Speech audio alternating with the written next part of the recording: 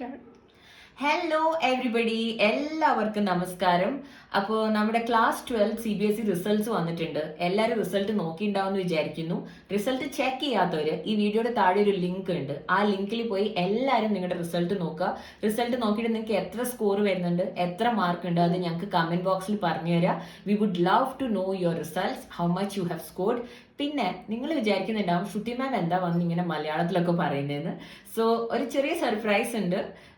V are planning something for you all, something incredible for all of U.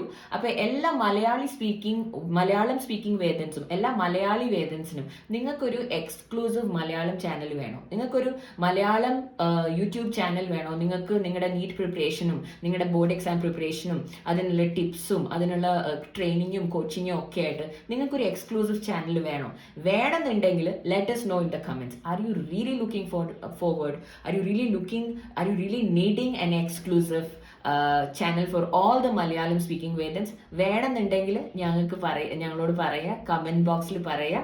And പിന്നെ നിങ്ങളുടെ result നോക്കിയിട്ട് നിങ്ങൾക്ക് എത്ര മാർക്സ് കിട്ടി എന്നുള്ളതും ഞങ്ങളോട് കമന്റ് ബോക്സിൽ പറയാ. We are really looking forward for your response. അപ്പോൾ all the best children. By.